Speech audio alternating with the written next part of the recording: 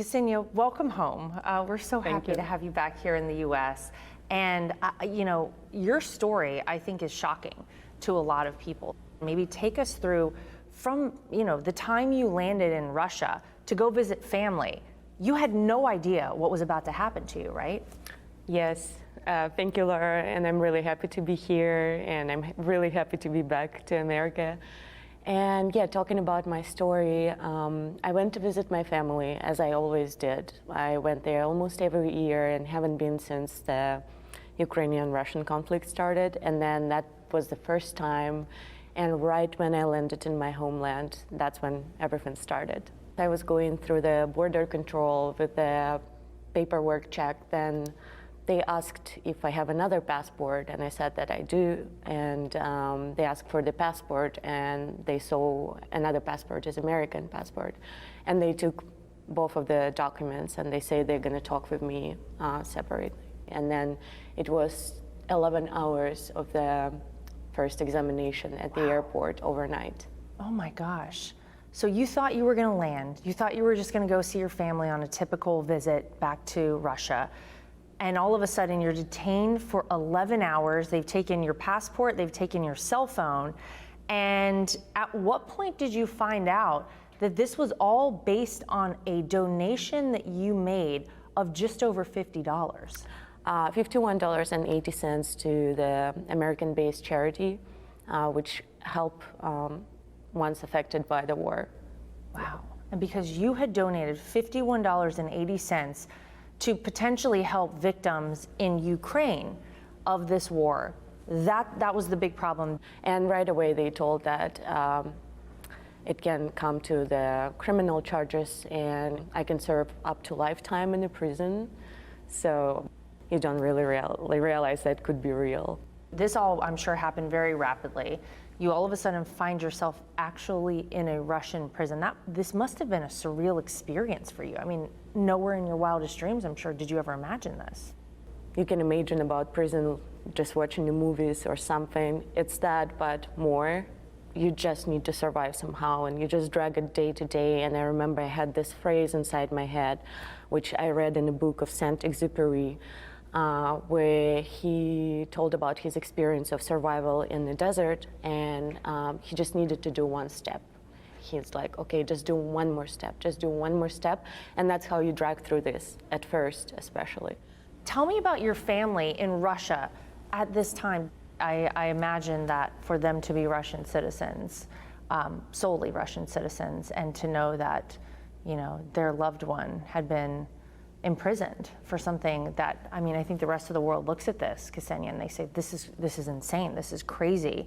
That must be very hard for them to deal with, but can they even be honest about what they think of it under this current leadership in Russia?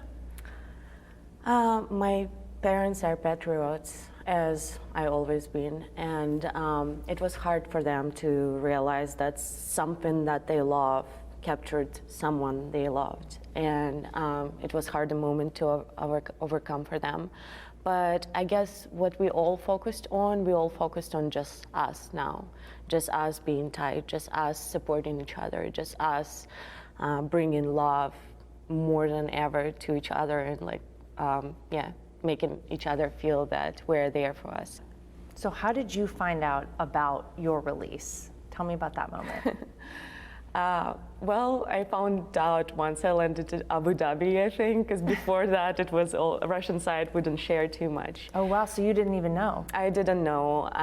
They took me from the penal colony one day, and I would think that it might be something good, but at the same time, being in this environment for a while, it teaches you to not, hope for something till the very last moment. And till the last moment, I was debating if it's like I'm coming for an additional sentence or something like this, or that's my release. No one said really anything. We landed, and we were waiting for the American plane to land. And then they're like, okay, time to go. But as they said, oh, Americans are here, I remember this feeling of like this warm wave of emotions going through my body, which finally was like this big exhale. You talk about things that maybe kept you going day to day, just one foot in front of the other, but talk about your boyfriend. Because he was a big factor in this as well. He was the biggest factor, I would say. Like, he's my hero. He fought for me every day throughout all of these 15 months. He also was my biggest emotional supporter. We would write letters to each other, and every letter, I don't know if he had doubts inside him, but he would never show that he ever for one moment doubted that I will be back and we will be reunited. So tell me about the moment that you were actually reunited with him. I walked out of the plane, and my first intention was just to run and just to hug him. And I remember we stayed hugging probably a few minutes. I don't know how long. It felt forever, but it felt like I didn't want to let him go. It felt incredible. It felt surreal. Tell me about meeting President Trump, what you said to him, what he said to you, and that must have been a really powerful moment. Of course, never in my life I would imagine being in an Oval Office and shaking President Trump's hand, and everything felt so warm. It felt almost like stopping by at someone who you knew for a while, and he was very warm, he was very simple, very welcoming, he was funny, he joked right away. And yeah, it went really well, and it felt overwhelming, and now I can tell more than ever, like, if not for President Trump, I would still be in Russian prison, but he really does care about regular citizens. He's bringing a lot of people home now. And Ksenia is taking full advantage of her own freedom. Well, Ksenia, to be here out in beautiful nature, I'm sure you thought about moments like this so often when you were in that Russian prison. Oh yeah, I did. Like, and all you have there, it's your imagination, right? Because around yourself, you see just gray walls. So you imagine all of this beauty. And even now, like yesterday, walking in New York City in the night, just alone, just looking around, it brings so much happiness in you. Yeah, I'm feeling it, and I'm grateful for each moment now, because this is finally a reality. What was the one food that you were excited to eat when you came back to the United States after you were in prison? You know, everyone is asking this question, and the answer is so boring, but that was omelet.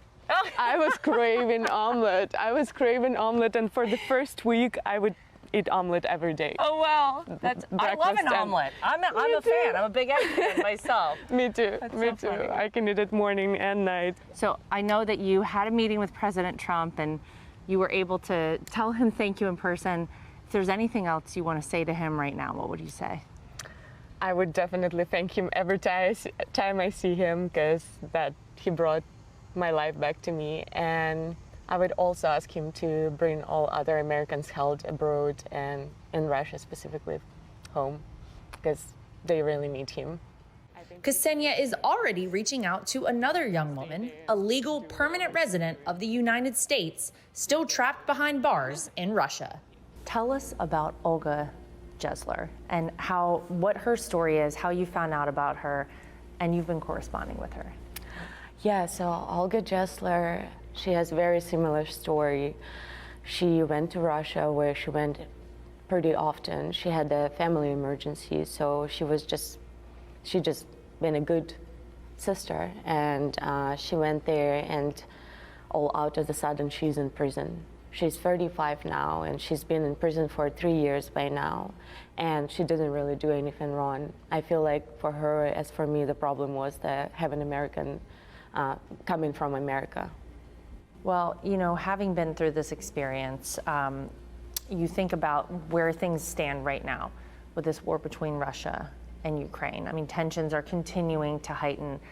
Give me your sense about what you see in the future between for the conflict between Russia and Ukraine.